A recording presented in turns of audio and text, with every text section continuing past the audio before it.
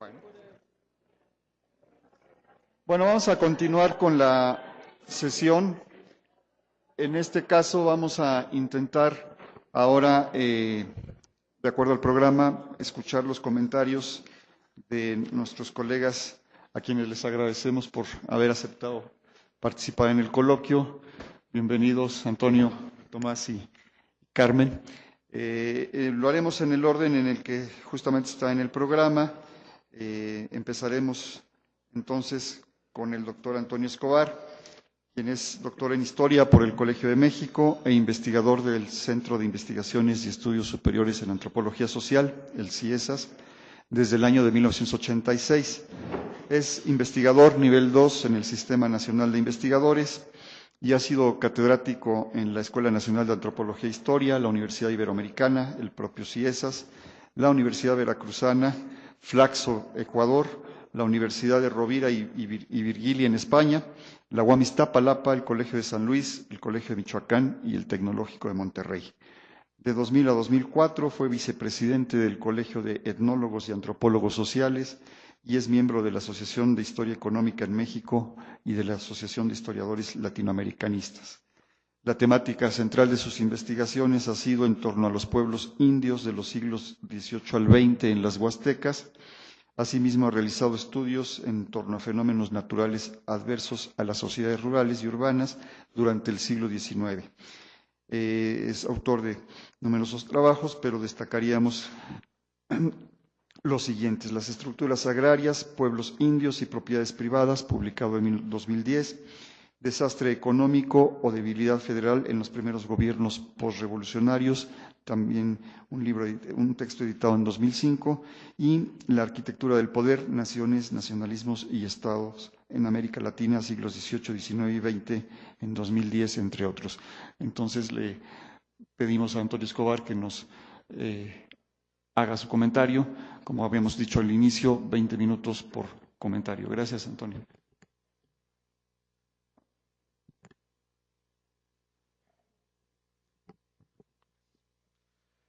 Buenas tardes. En primer lugar, quisiera agradecerle a los organizadores de este seminario y especialmente al profesor Bube el honor de comentar su trabajo.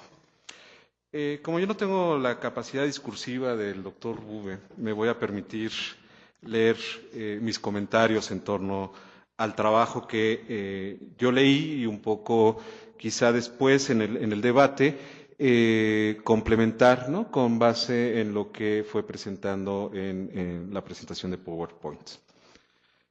El trabajo que el profesor Bube ha presentado, sin duda, es una buena muestra de cómo es posible realizar una historia de larga duración, en el sentido de mostrarnos un análisis de los procesos por los que pasaron los diversos actores sociales a partir de los primeros años del siglo XIX, en términos de conflictos, jerarquización del espacio político, el papel de la ciudadanía, las manifestaciones violentas en la segunda mitad del siglo XIX, así como el impulso que se dio a la educación y que llevó a la formación de cuadros que se enfrentaron al gobernador porfirista durante el periodo revolucionario en la segunda década del siglo XX.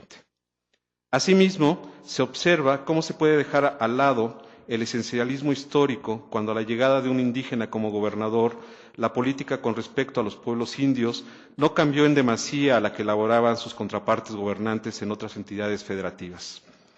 Este esfuerzo de síntesis y de realizar un puntilloso recorrido desde una perspectiva de la historia política solamente es posible con base en una larga carrera académica que le ha ido permitiendo desmenuzar muchos de los aspectos que sobre la historia de Tlaxcala ha elaborado el autor de la conferencia. Sus análisis no solamente implican diversas perspectivas sobre las sociedades tlaxcaltecas, sino que hace esfuerzos por desmistificar ese viejo conflicto que la historiografía ha repetido de manera constante entre Puebla y Tlaxcala, mostrándonos la interrelación que existía en términos políticos, económicos y sociales entre ambas entidades. Si bien es un poco difícil realizar comentarios sobre los diversos temas que ha ido eslabonando el profesor Bube, quisiera, por lo tanto, centrar mi participación en dos elementos que enarbolan a lo largo de su presentación, y me refiero a la nación y a la región, que pueden ser disímiles en su acercamiento, pero ambos o cada uno nos puede explicar el accionar de los actores sociales dentro de un territorio que paulatinamente fue asumido por ellos, definido a través de ojos externos e históricamente construido, como fue el caso de Tlaxcala. Un aspecto que quisiera mencionar previamente, antes de poner en el tamiz del diálogo las ideas y propuestas del profesor Bube, es que cuando leí el título de su trabajo inmediatamente pensé en que iba a poner en tela de juicio la manera en que se elaboraba o elaboró la historia nacional, pensando en esta, en los momentos fundacionales y presentándola como un elemento de unidad nacional. Y cómo esta es retomada desde una perspectiva de la historia regional, esto es, sobre la manera de historiar regionalmente y qué tanto se podría alejar este tipo de estudios de lo que marca la historia nacional. Aquí comienzo con el primer elemento a comentar, que es el de la región.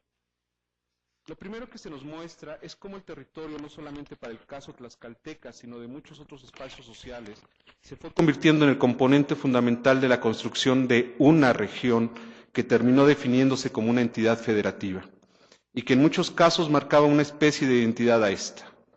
De esta manera, desde fines del siglo XVIII y principios del siglo XIX, los tlaxcaltecas se apropiaron simbólicamente del territorio, lo cual no es exclusivamente un hecho elaborado por ellos, sino también por aquellos que analizan su papel en los años y siglos posteriores, lo que permite ubicar y centrar lugares que serían los nodos para ver las regiones.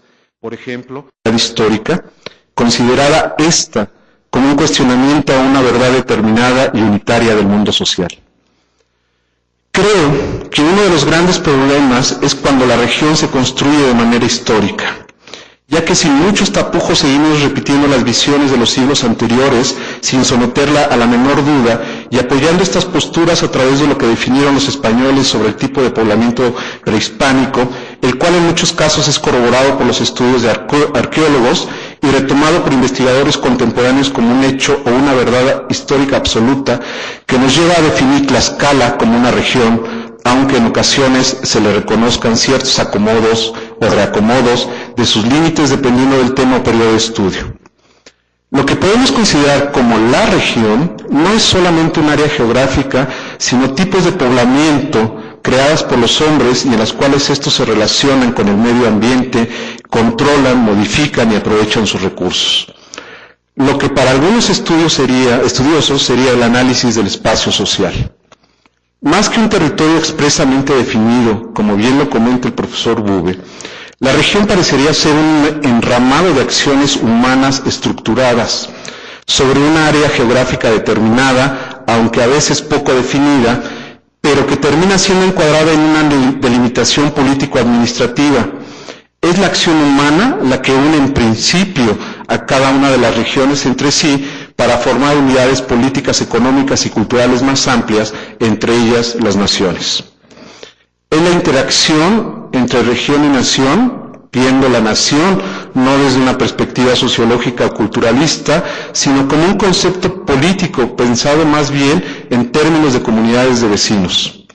Y es a través de los diversos procesos históricos que se definen a ambas, o sea, a la región y a la nación, a través del tiempo y se explican en gran medida mediante la interacción entre lo que hemos denominado la historia nacional y global y las historias regionales y locales, las que no tienen que ser vistas como historias ocupadas en analizar procesos y momentos dentro de unidades político-administrativas, es decir, no historias estatales.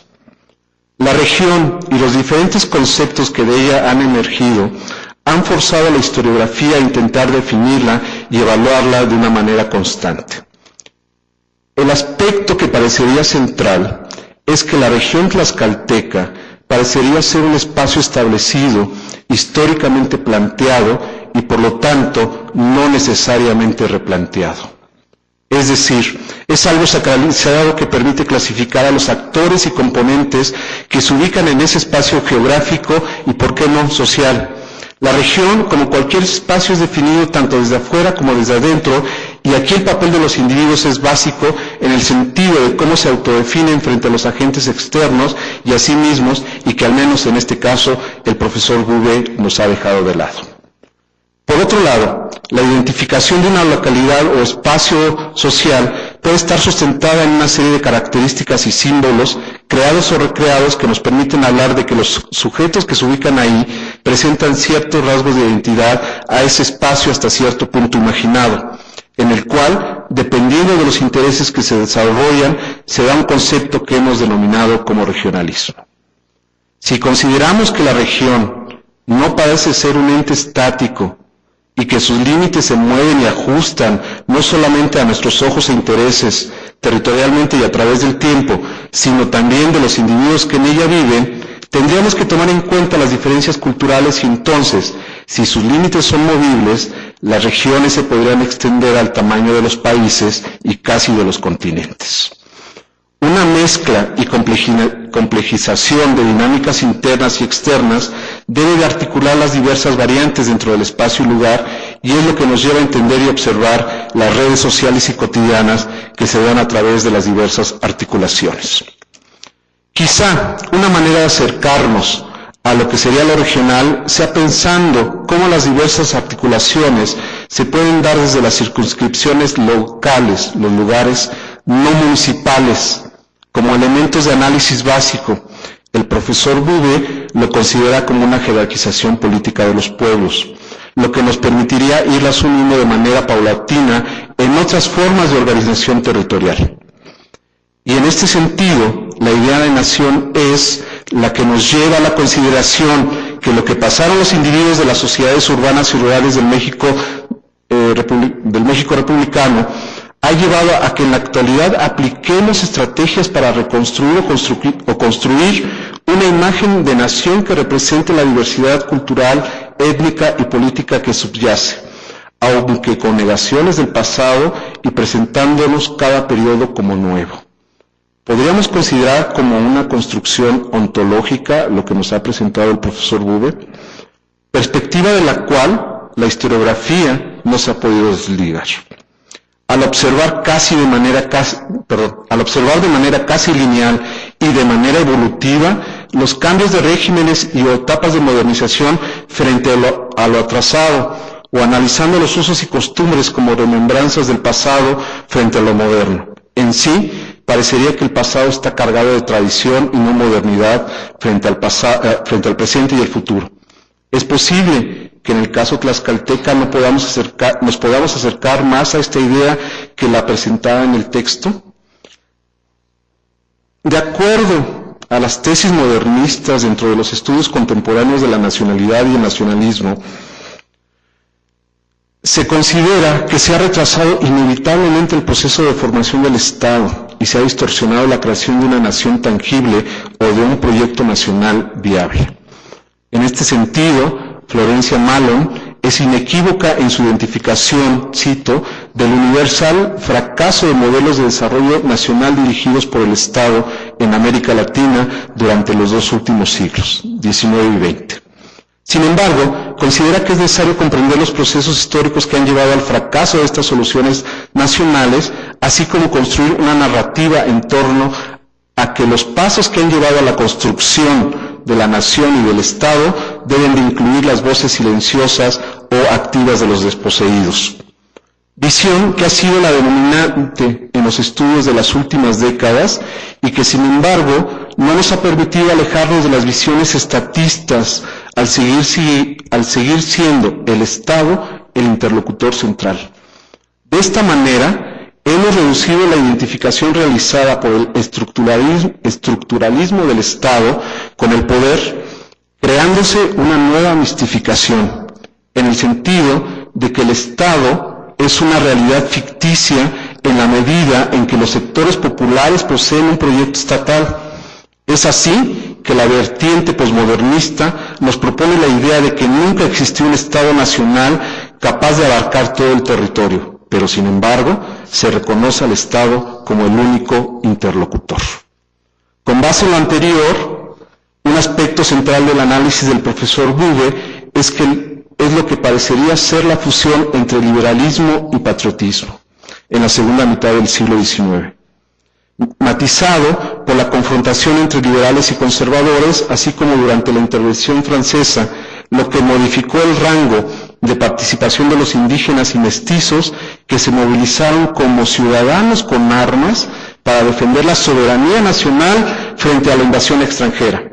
Aspecto que, si bien se dio en diversos momentos en que se desarrollaron las luchas internas por el poder en Tlaxcala y frente a las invasiones extranjeras, no fue en absoluto una obra de los hombres públicos decimonónicos tlaxcaltecas ni mexicanos, sino que lo percibimos también en Chile, Perú y Guatemala, entre algunos países más. De esta manera, el trabajo que ha presentado el profesor Bube nos lleva a aristas en torno al análisis desde una perspectiva regional y local. En primer lugar, ¿es posible hablar de Estado-Nación durante el siglo XIX? Aunque insistamos en que es un proceso de construcción y donde la centralización de funciones y sistemas es una caracterización para hablar de Estado. Entonces, igualmente, ¿es posible alejarnos de las visiones estatistas? Por lo que al hablar del papel del Estado y la Nación en México, parece que encontramos tantas continuidades como divergencias entre la época liberal y republicana. Por ejemplo, en lo que se refiere al denominado problema indígena. Habría que tomar en cuenta que los mismos sujetos que menciona el doctor Bube de estas políticas e intervenciones desde arriba cambiaron generacionalmente y se redefinieron conforme a las posibilidades de actuar que les ofreció la nueva institucionalidad, abriendo paso a un sinnúmero de resultados paradójicos e inesperados. Lo que percibimos a fines de la centuria decimonónica y a principios de la pasada es que los ajustes y modificaciones se fueron desarrollando en la primera mitad del siglo XIX, en esa búsqueda de redefinición o definición de la nación y el Estado a partir de los gobiernos y sus intelectuales. Por lo tanto, la idea de nación en gran parte del siglo XIX no es la cultural que construyó el Porfiriato, sino la sustentada en la idea de comunidad de vecinos, por lo que la visión sobre la existencia de ideas nacionales o nacionalistas por parte del campesinado indígena y mestizo habría que matizarla. Un penúltimo aspecto que desafortunadamente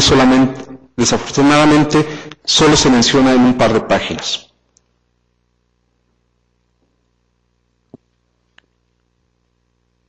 Y principalmente es en torno a la desamortización. En las páginas donde habla sobre la desamortización y es el papel de los curas y las autoridades civiles. En un reciente trabajo sobre Oaxaca, Daniela Trafano muestra las peticiones, quejas y denuncias tanto de la población como de los eclesiásticos en la segunda mitad del siglo antepasado.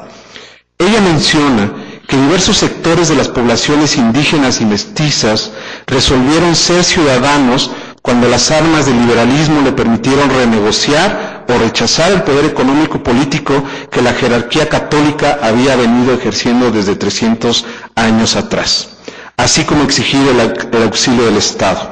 Un aspecto sin duda semejante a lo mencionado por Guy Thompson para la Sierra Norte de Puebla, así como para la parte del norte argentino y colombiano. Trafano concluye que los actores sociales resolvieron ser ciudadanos modernos sin dejar de ser feligreses devotos, aspecto que parecería que en Tlaxcala no se da, y mantuvieron, gracias a la estrategia de un concepto de cambio para la permanencia, un constante juego de acuerdos, resistencias y negociaciones.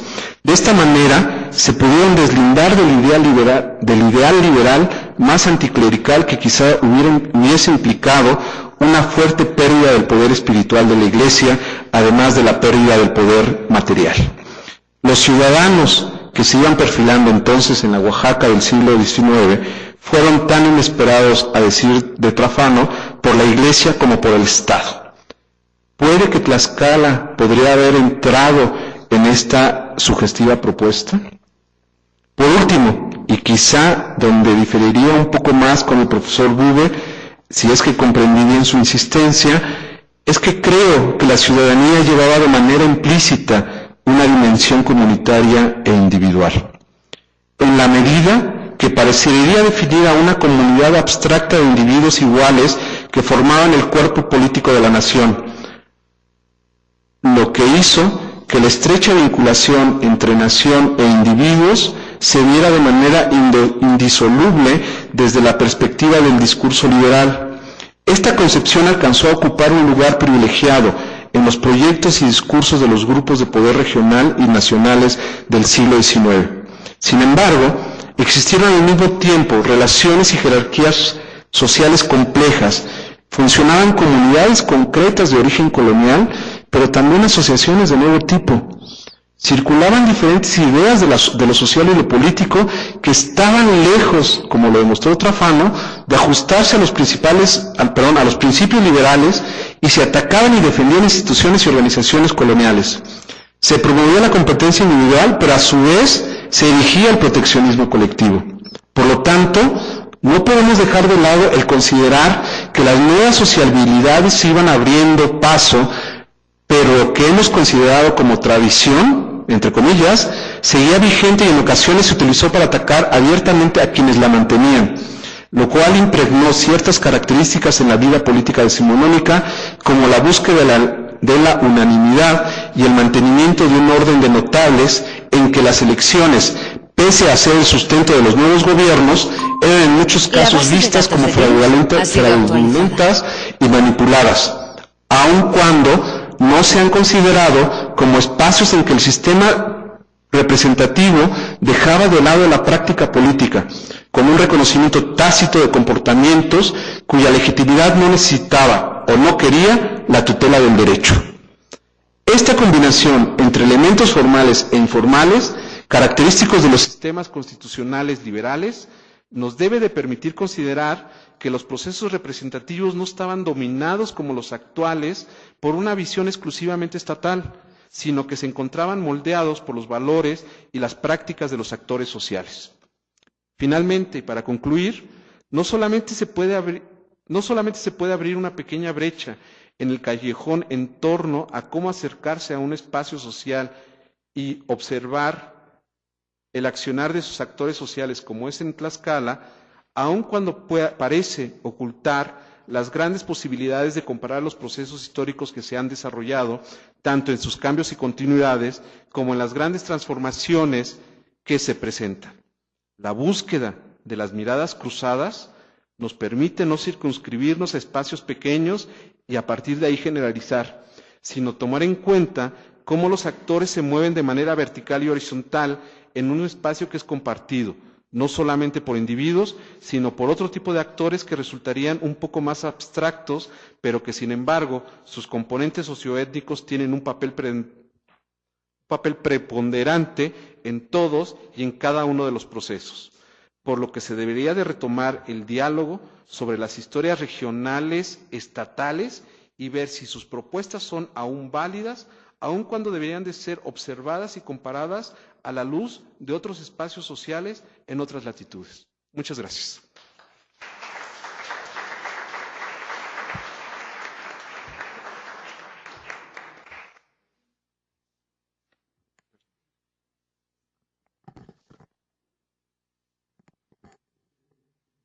Muchas gracias al doctor Antonio Escobar por su comentario. Y sería ahora el turno del doctor Tomás Pérez Bejo, quien es doctor en Geografía e Historia por la Universidad Complutense de Madrid.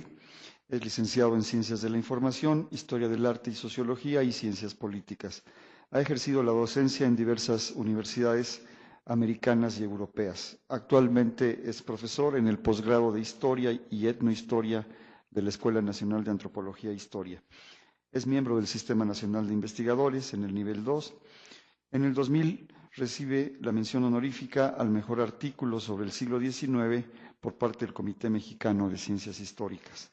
Sus investigaciones se han centrado en las teorías sobre la nación y el nacionalismo, las relaciones México-España, la pintura de historia, los usos políticos de las imágenes y los procesos de construcción nacional en el mundo iberoamericano. Es autor del libro Elegía Criolla, una reinterpretación de las guerras de independencia hispanoamericana, de otro libro, Nación, Identidad Nacional y otros mitos nacionalistas, publicado en 1999, y de España en el debate público mexicano 1836-1867, aportaciones para una historia de la nación, así como más de 50 capítulos de libros. Doctor, por favor. Gracias, Carlos. Quiero comenzar dando las gracias, obviamente, a los organizadores por haberme invitado a hacer el comentario del texto de Bouvet, aunque en parte es casi como una especie de trampa, ¿no? Es una especie de trampa porque en realidad yo con respecto a un texto de Bouvet sobre Tlaxcala, pues lo único que se me ocurre decir es amén, ¿no? Es decir, estoy de acuerdo con todo y no tengo mucho más que añadir. Si a eso añadimos que los otros dos comentaristas que están en la mesa también saben bastante más sobre historia de Tlaxcala que yo, pues la verdad es que me siento en una situación relativamente incómoda. Cuando estaba leyendo el texto pensé que si los organizadores me habían invitado no era tanto para hablar de Tlaxcala, sino para hablar de un problema teórico que tiene que ver con el propio tema del coloquio, que es ese asunto de lo global, lo local, la nación en ese contexto. Y la verdad es que en eso me siento bastante más cómodo. Como me siento más cómodo, pues es de eso de lo que voy a hablar. Insisto, no voy a hablar de la historia de Tlaxcala porque no tengo nada demasiado interesante que decir. Por lo tanto, lo que voy a hacer aquí es una reflexión teórica que me ha surgido al hilo de la lectura y posterior explicación del profesor Bouvet sobre este tema. Una reflexión teórica que tiene que ver con un asunto a mí me parece central, que es el del sujeto histórico, es decir, el sujeto histórico. ¿Sobre qué escribimos los historiadores? ¿De qué hablamos los historiadores? En realidad, la historia es un género narrativo. Es un género narrativo en el que alguien cuenta algo que le ocurrió a alguien. Digo, es un género narrativo, la verdad es que, como todos ustedes saben, leyéndonos algunos de nosotros, a veces parece difícil mantener que es un género narrativo, pero yo insisto, es un género narrativo. Es un género narrativo en el cual el sujeto no está dado, el sujeto es algo que nosotros nos construimos. Y si uno analiza el desarrollo de las distintas historiografías a lo largo de los 2 últimos siglos, pues encontramos que este sujeto ha ido variando. Pero sí que hay una especie de... Cuando digo ha ido variando, se han estudiado las civilizaciones, se han estudiado las clases sociales, se han estudiado las naciones, etcétera, etcétera. Pero ha habido un sujeto predominante durante estos 2 últimos siglos, que es la nación. Y la preeminencia de la nación como sujeto histórico, es decir, como sujeto que los historiadores narramos, ha sido tan absoluta que, de hecho, en los últimos años yo creo que la disciplina está ante una cierta perplejidad porque estudiar la nación empieza a resultar relativamente problemático y entonces, ¿qué es lo que estudiamos? Es decir, ese gran protagonista histórico al que hemos dedicado 2 siglos de nuestra disciplina parece que ofrece algunas debilidades. Y entonces, el problema es cuál es nuestro sujeto histórico. Dice al principio de su texto, Raymond, que la historia nacional aparece apretada entre la global y la local. Yo no estoy tan seguro de esto, Yo creo que sigue siendo un problema de sujeto histórico. Y claro, digo que es un problema de sujeto histórico porque el texto, insisto, que es un texto excelente y magnífico, en realidad no deja de ser un curioso caso de historia nacional hecha desde la perspectiva local, pero historia nacional. Es decir, el gran sujeto sigue siendo la historia de la nación vista desde Tlaxcala. Uno la puede ver de otras partes, pero vista desde Tlaxcala. Es más, yo me siento bastante incómodo, tengo algún problema con esa cita que hace, no sé si la hace de forma irónica o de qué manera la hace, de Pérez Herrero, al principio, en el cual dice: la región es un ente vivo en permanente movimiento, constituida por un espacio uniforme, sin una frontera precisa y con una estructura interna propia. Yo no sé si cuenta mucho, la verdad, la definición como tal, ¿no? Pero me preocupa porque parece remitirnos a una especie de idea esencialista en que la nación es. O sea, la nación no está, sino que la nación es algo que está ahí y que perviviría a lo largo del tiempo. Pueden variar sus fronteras, pero habría algo que definiría la nación. La verdad es que a mí me resulta muy complicado aceptar tal cosa. Insisto, porque de todas formas, y además se lo comentaba viniendo para acá al propio Bouvet, en el fondo lo que muestra su artículo es que la región de Tlaxcala no sé si existe o no existe. Es decir, yo tengo dudas después de leer el texto si existe en la región de Tlaxcala, ¿no? Claro, existe en función de que la perspectiva de la que la miremos, es decir, existe como una entidad administrativa en algunos periodos, no en otros. Si la miramos desde el punto de vista religioso, obviamente forma parte de Puebla, puesto que la diócesis estaba en Puebla. Si la miramos desde el punto de vista económico, supongo que habría una región amplia que abarcaría un espacio mucho más amplio. Por lo tanto, no hay nada, digamos, que defina de manera esencialista esa nación, sino que es un sujeto coyuntural, histórico y que depende de la perspectiva de que la estemos analizando. En el fondo, yo leyendo el texto a veces tenía la impresión, y sobre todo leyendo la definición esta de Pérez Herrero, parecería que es que queremos volver a ese viejo sueño de la geografía clásica francesa de que existen regiones naturales, ¿no? Esa vieja afirmación de Vidal, que existe una cosa que son las regiones naturales.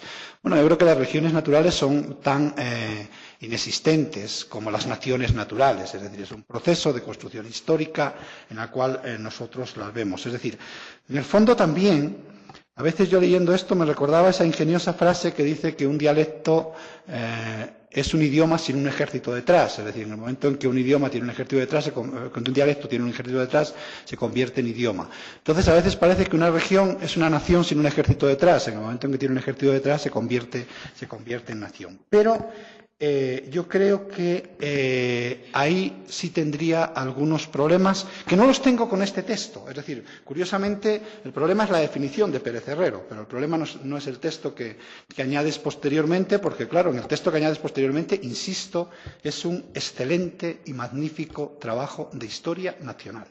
No de historia regional, sino de historia nacional desde la perspectiva de Tlaxcala. Una historia nacional en la cual muestra, pero incluso me atrevería a algo más, va más allá de la historia nacional, perdón, es que es una cosa importante que se me había olvidado. Lo que muestra a través del ejemplo de Tlaxcala es un ejemplo casi de historia universal en la medida en que muestra de una forma, yo creo que magnífica, los problemas y los conflictos de la transición de súbditos a ciudadanos. Es decir, en el fondo, lo que está mostrando es algo que en el fondo Tlaxcala es casi como la disculpa para esto que se está contando ahí, ¿no? Es decir, que va más allá incluso de lo nacional para entrar en ese problema global. Y hace bien. Yo creo que hace bien, es decir, yo creo que estoy de acuerdo con él en que el gran problema del siglo XIX es la construcción del Estado y de la nación. Y, por lo tanto, el gran problema del siglo XIX no es la región. La región nos la planteamos ahora nosotros como problema. Pero el problema histórico del siglo XIX es cómo se construye ese Estado-nación. Y, claro, yo creo que uno de los errores que hemos cometido los historiadores, todos los que nos hemos dedicado a estos temas, es que hemos visto cómo se construye el Estado-nación desde la perspectiva del centro, desde la perspectiva de esas ciudades que, como muy bien además decía en la presentación, de esas ciudades coloniales que acaban articulando estados en torno a ellas sobre sociedades absolutamente complejas. Es interesante verlo no desde la perspectiva del centro, sino de verlo desde la perspectiva de la periferia. No sé si me gusta mucho el término, pero aceptemos que lo podemos llamar periferia. Y a partir de aquí, por lo tanto, lo que tenemos es la historia de México vista desde Tlaxcala. Pero no es lo mismo que una historia regional de Tlaxcala. No es lo mismo que una historia regional de Tlaxcala. Posiblemente porque, insisto, la definición de ese sujeto histórico en el propio texto de Vivé aparece extremadamente complicado. Aparece extremadamente complicado porque ese estado de Tlaxcala, que es lo único que definiría la existencia de esa región que llamamos Tlaxcala, es la existencia de una división administrativa. Primero en el periodo virreinal y después, posteriormente, en el siglo XIX, que es Tlaxcala. Pero con enormes conflictos internos porque no es una región natural. No es una región natural porque no hay regiones naturales, posiblemente. No es que no lo sea Tlaxcala, es que no lo sean ninguna. Y, claro, lo que muestra la historia nacional es la imposibilidad de definir la región, o como lo demuestra el artículo de Vivé, es la imposibilidad de definir la región. Hay una región administrativa con dificultades. Hay una región administrativa con dificultades porque, como aparece muy claramente reflejado en el texto, hay una serie de ayuntamientos, cabeceras municipales, que no aceptan la pertenencia a esa región administrativa y entonces eso genera conflictos a lo largo de todo el siglo XIX. Además, es muy interesante la permanencia, ¿no? No es un asunto de historia corta, sino de historia larga, en la cual esos conflictos entre esas cabeceras municipales se van reproduciendo. Claro, en algún momento en el texto se habla de la existencia de 2 subregiones. Y yo me pregunto, ¿por qué no 2 regiones en vez de 2 subregiones? Es decir, en vez de estar hablando de la existencia de 2 regiones. Espera, que no sé si me estoy... Todavía me queda un poquito de tiempo. Bueno. Esta visión desde la región aporta una información enormemente interesante porque nos muestra no solo las contradicciones de este proceso de construcción del Estado-Nación a lo largo del siglo XIX, sino las reacciones que se producen a esa construcción, porque claro, en una especie de visión casi teleológica damos por supuesto que ese proceso de construcción del Estado-Nación resultó favorable y positivo para todo el mundo, cosa que es radicalmente falsa. Entonces, esa construcción del Estado-Nación generó reacciones, oposiciones, defensas, y yo creo que eso quizás se vea muy bien en un estudio de estas características y, desde luego, a mí me ha quedado muy claro cómo se produce en el caso de Tlaxcala. Ahora, hay otro asunto, y con esto quiero terminar, que a mí me parece que está de alguna forma planeando en todo el trabajo de Vivé, en todo este texto, y posiblemente en todo su trabajo, que es ese asunto del papel que tienen los distintos grupos en la historia. Citaba un muy temprano trabajo suyo que tiene que ver con el asunto de la guerra civil en España. El asunto de la guerra civil en España y hasta qué punto lo que se dirimieron no fueron los grandes elementos, los grandes asuntos de franquismo, democracia, república, etcétera, etcétera, sino asuntos locales.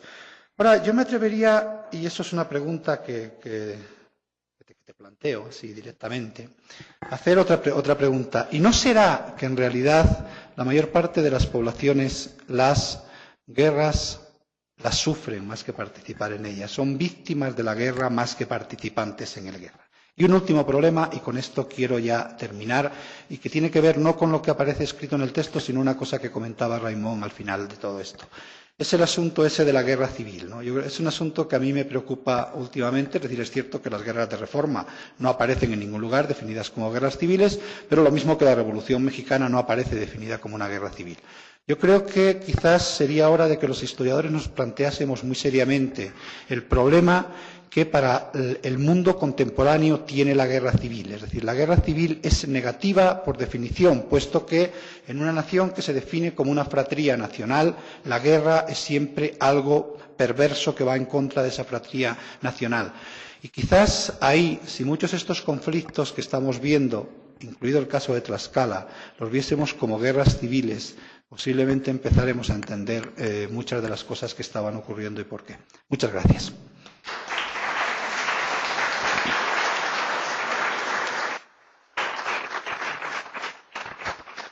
Muchas gracias.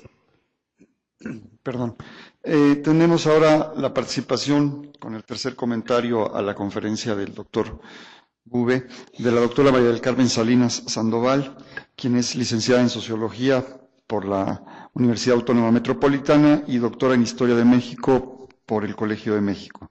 Actualmente es coordinadora de investigación del Colegio Mexiquense e integrante de su comité editorial, su consejo académico y el consejo doctoral de la misma institución. Es integrante del Sistema Nacional de Investigadores, nivel 2, y cuenta con el reconocimiento a perfil deseable del programa de mejoramiento del profesorado otorgado por la Secretaría de Educación Pública. En 2010 fue integrante del jurado del reconocimiento especial del Bicentenario de la Independencia Nacional y del Centenario de la Revolución Mexicana por el Gobierno del Estado de México. Ya ha impartido diversos cursos sobre Historia de México, tanto en nuestra institución como en la Universidad Autónoma del Estado de México. 4 de sus más recientes publicaciones son Lazos de Poder, antagónicos al liberalismo en el sur de la Huasteca Potosina, los primeros años del Porfiriato, editado por el Colegio Mexiquense. Es también autora del libro 2010, Estado de México, Historia de las Instituciones Jurídicas, una coedición del Senado de la República y el Instituto de Investigaciones Jurídicas de la UNAM. Este año acaba de aparecer, o está por aparecer, la Historia General Ilustrada del Estado de México, del que ella es coordinadora del volumen 4, que abarca de las reformas borbónicas a la independencia y la formación del Estado. Y finalmente también acaba de aparecer un texto coordinado por ella, por Diana Virrichaga y Antonio Escobar, que es Poder y Gobierno Local en México, 1808-1857, editado por la Universidad Autónoma del Estado de México, el Colegio de Michoacán y nuestra institución. Carmen.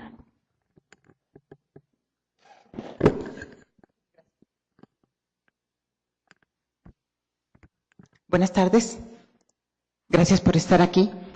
Para mí es un privilegio comentar el texto del doctor Bube y haber leído su ponencia, haber tenido la oportunidad de hacer algunas reflexiones en torno a este tema tan importante que es el Estado Nacional, las regiones y las localidades. Me voy a permitir leer mis comentarios. El objetivo del doctor Bube es analizar desde las dinámicas políticas y sociales de lo local y regional la construcción del Estado mexicano durante el siglo XIX, centrando su investigación en la entidad de Tlaxcala. El autor se propone reconstruir las relaciones que se van dando entre los pueblos, las clases dominantes regionales, la jerarquía municipal y las fuerzas que se disputan la dirección del Estado Nacional en formación a lo largo del siglo XIX. En su exposición sobresalen las relaciones e influencias recíprocas entre la política local y los procesos históricos de formación del Estado desde 1820 hasta 1910.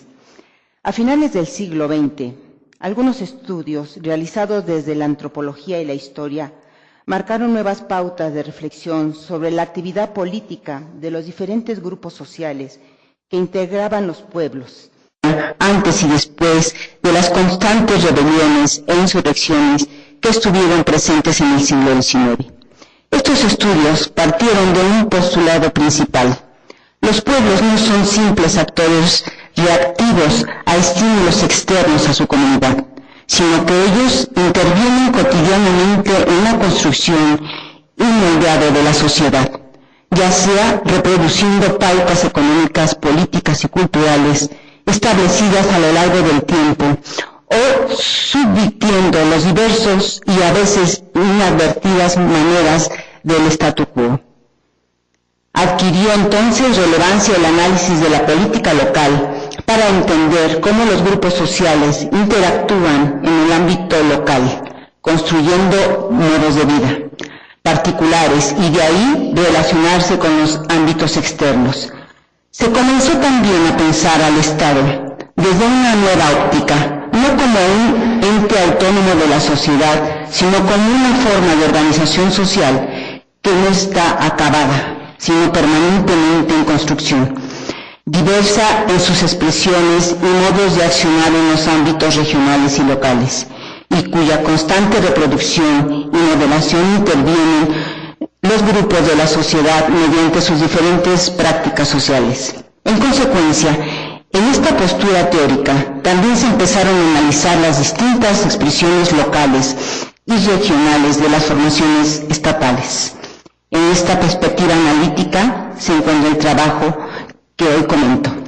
Con su análisis propone una discusión acerca de los diferentes procesos de configuración local del Estado mexicano en distintos contextos regionales, por ejemplo, Tlaxcala en el centro de México.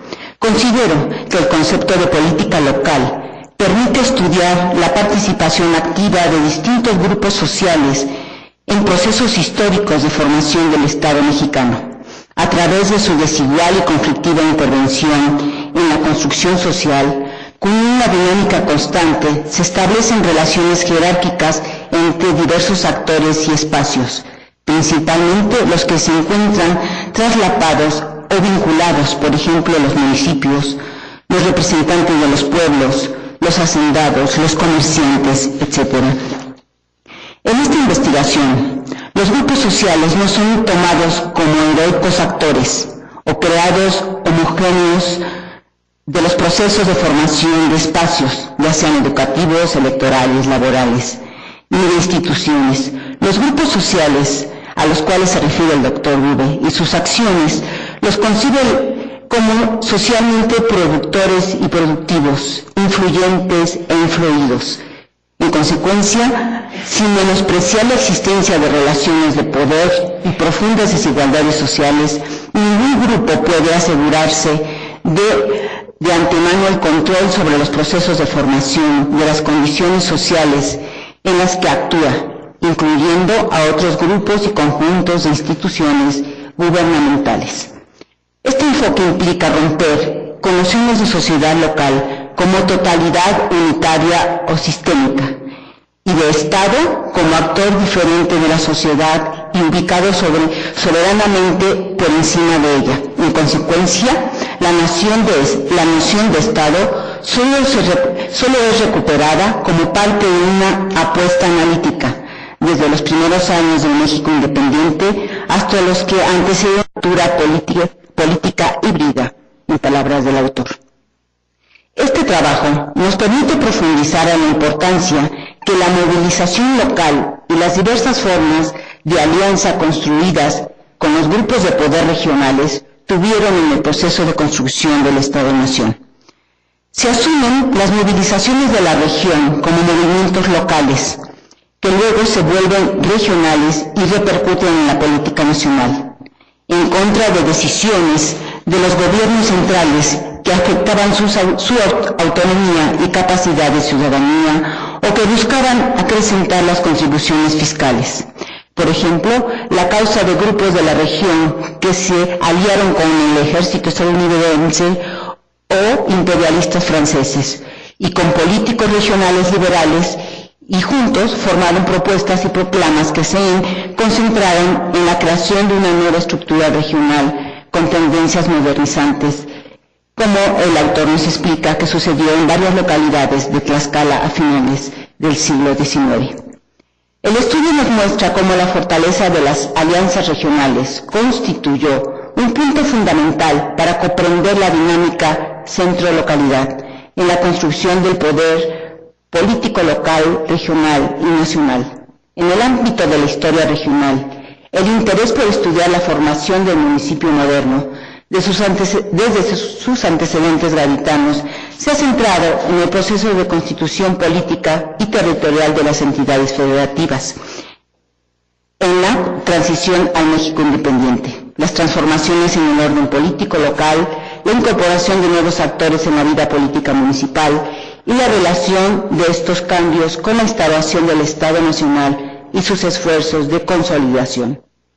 El proceso de formación del Estado Nacional decimonónico, de descentralización del poder político y declive del sistema colonial, da lugar, desde 1812, a un contexto que estimuló al pensamiento político liberal a liberarse de ataduras teológicas y al disgregamiento de los lazos de servidumbre y a la consiguiente difusión de las relaciones mercantiles.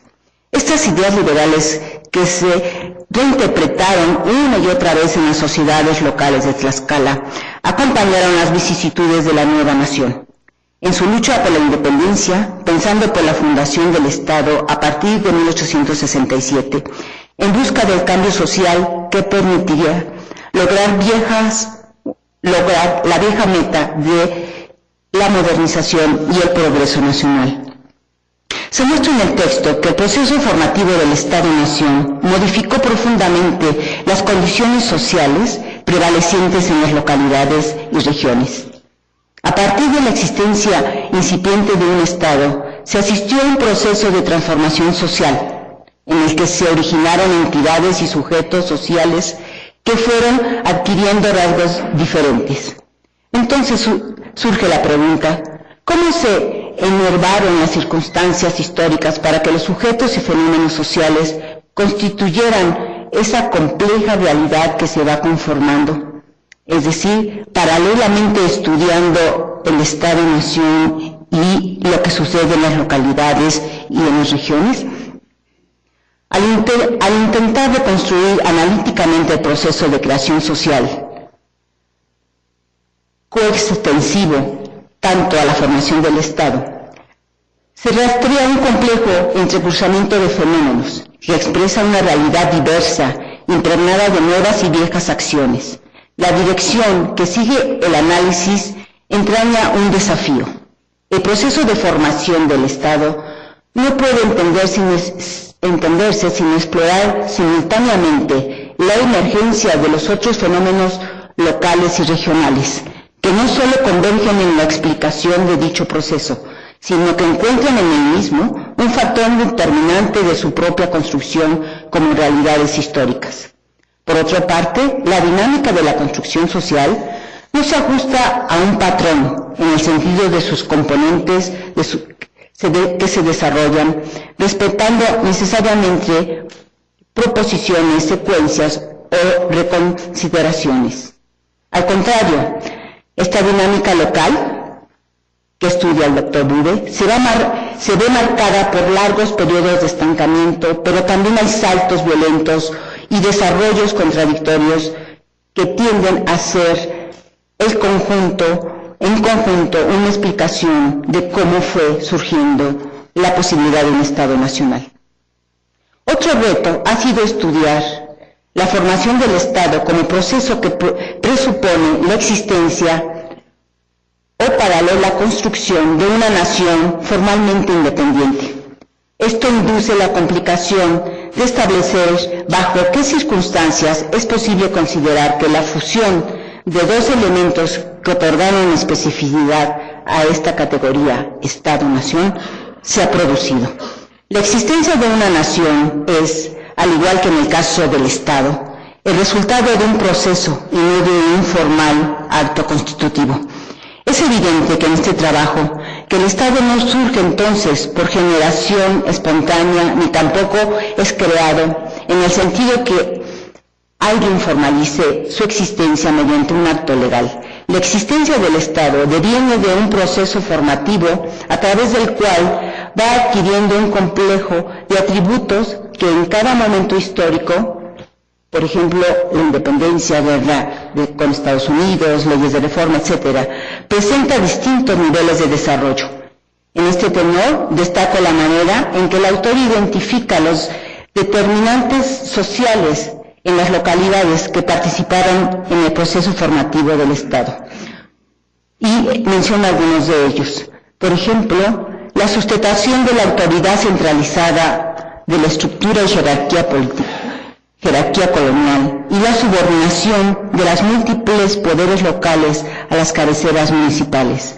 Otro tema importante es la base material de la nación. Recién comenzó a conformarse con el surgimiento de oportunidades para la articulación de las economías locales al sistema de mercado regional y el consecuente desarrollo de intereses diferentes e independientes generados por las circunstancias de constante transformación. El sistema de dominación política fue determinante y consecuente con el proceso de expansión en la administración municipal, en la extensión de caciques, con el control municipal a través de jefes políticos y con la expansión de la red tributaria. Un tema al cual es pertinente asomarse en esta reconstrucción que hace el doctor Bube es las leyes de reforma, principalmente la separación Iglesia-Estado y el proceso de desamortización. Estos provocaron un proceso consecutivo de cuestiones sociales que, al convocar a los protagonistas, tanto civiles como estatales, condensaron sucesivamente la problemática que acaparó sus recursos y acciones. También, cuando el autor hace mención de la época del Porfiriato, los asuntos relativos al orden y al progreso concentraron la atención de los actores. Resumiendo, la agenda de cuestiones sociales vigentes durante la etapa formativa del Estado. Con la construcción del Estado y la difusión de la política orden y progreso, tendieron a convertirse en tensiones permanentes del nuevo patrón de organización social. Con estos aspectos se identificó diversas experiencias nacionales en las localidades, sirviendo para reconstruir los hitos fundamentales y las modalidades específicas del proceso formativo del Estado. Por ello, podemos afirmar que la formación del Estado es un aspecto constitutivo del proceso de construcción social, un proceso en el cual se definen los planes y los componentes que estructuran la vida social organizada. Estos planos conforman un cierto orden cuya especificidad depende de circunstancias históricas complejas. Esto implica que el Estado Nacional surge en relación a una sociedad que tampoco ha adquirido el carácter de sociedad nacional. En este proceso de construcción social, la formación del Estado Nacional implica la conformación de la instancia política que articula la denominación de la sociedad y la materialización de la misma en un conjunto interdependiente de instituciones que permiten su ejercicio. La conformación del Estado no puede desvincularse de los aspectos de la construcción social. Se unen elementos materiales e ideales. El proceso de emancipación de 1821 constituyó un punto de inicio, pero este acto de ruptura con el poder imperial no significó la automática suspensión del Estado colonial por un Estado nacional. Esto es claro en el trayecto que nos invita a hacer el doctor Bube de la historia decimonónica de Tlaxcala. La inestabilidad política implicó necesariamente la guerra, pero por la lucha por la independencia y luego por los conflictos intestinos que enfrentaron durante 5 décadas a distintos actores en las diferentes sociedades. A lo largo de esta etapa se fueron superando contradicciones entre la economía, las células de poder y el sistema de dominación que conformaría el Estado Nacional. Este proceso se encontraba dentro del contexto internacional de la época. Europa vivía la era de las nacionalidades, la extensión de la revolución industrial, la revolución de los transportes y la demanda de bienes primarios. A principios del siglo XX, México se encontró frente a la posibilidad de incorporarse al mercado mundial y lograr oportunidades de inversión y diversificar las actividades productivas. En este contexto, la fórmula positiva de orden y progreso aparejaba la necesidad de la institucionalización del orden para poder llevar adelante el progreso común como se había aspirado.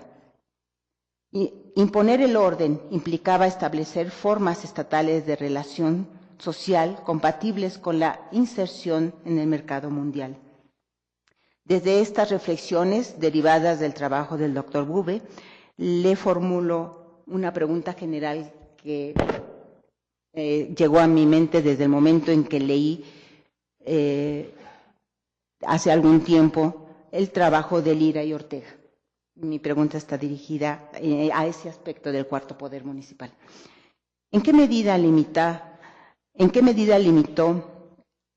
la formación o no del Estado esta ideología del señor Lira y Ortega? Es decir, me pregunto si el cuarto poder municipal que Lira y Ortega propuso en Tlaxcala no iba de acuerdo con el desarrollo del Estado, de la región, y después del Estado, porque es un tema que sigue vigente, la relación de Estado Nacional con la posibilidad de una autonomía municipal. Gracias. Gracias.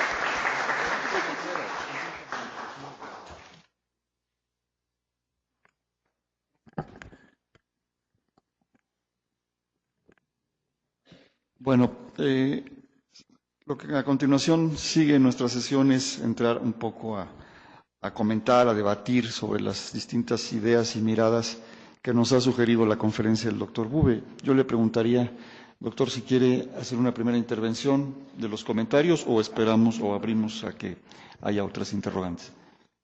Bueno, sí, yo podría hacer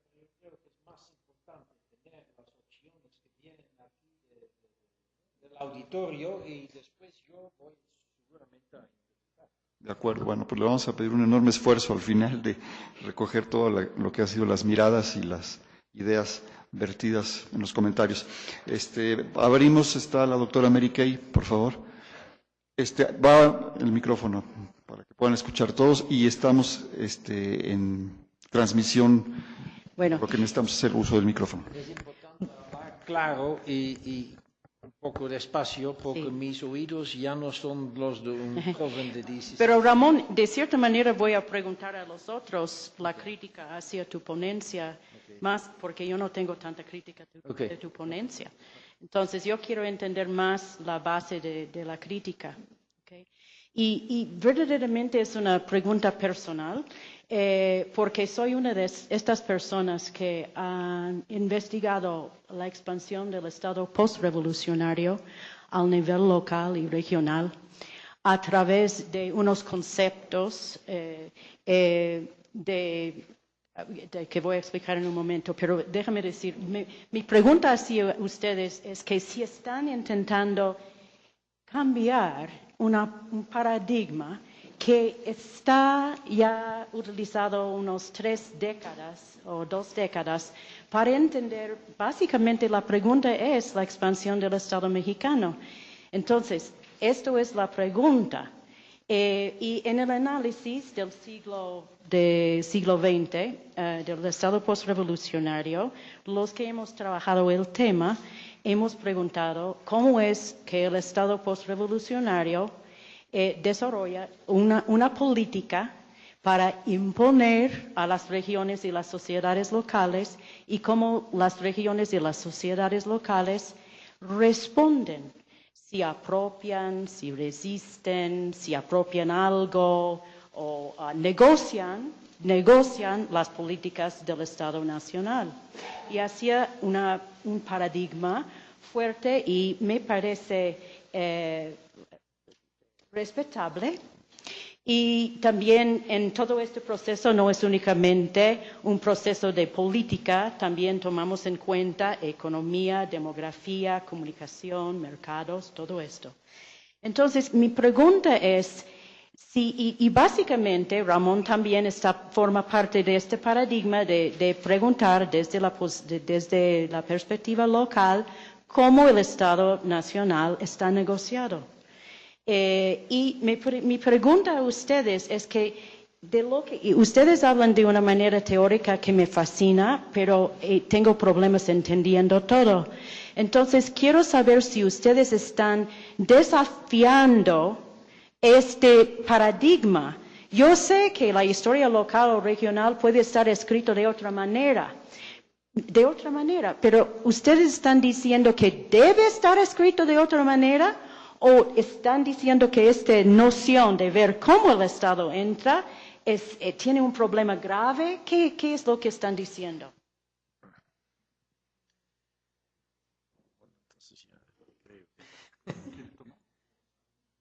Bueno, es tal vez porque decía es existente en cuanto a todos nosotros. Entonces yo supongo que mejor que... Entonces ya... Mira, el paradigma a que te refieres, sí, existe ya décadas, pero yo creo que al igual que una región, el paradigma es muy flexible.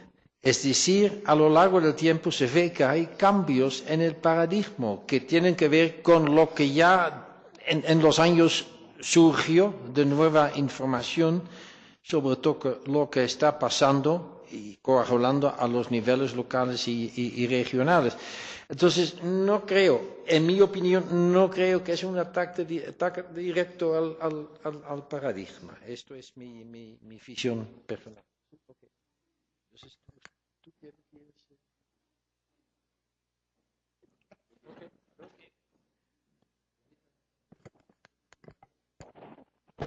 Yo creo que no estamos proponiendo una ruptura total. Estamos, a través de la lectura de la ponencia del doctor, viendo la posibilidad de hacer un esfuerzo de análisis teórico-metodológico desde abajo sin olvidar lo que está arriba de las localidades, de las regiones, para tratar de entender si posiblemente el Estado postrevolucionario. En este momento hicimos el análisis del siglo XIX, pero también podemos pasarlo hacia la actualidad y tratar de comprender qué sucede en los municipios, en las localidades, y que se relaciona directamente con lo que se impone en las políticas estatales. Pero yo lo veo como un esfuerzo metodológico teórico de recuperar el cambio social en lo que yo leí del doctor Bouvet, recuperar la sociedad en una estructura que parece rígida, como es la formalización de un Estado-nación.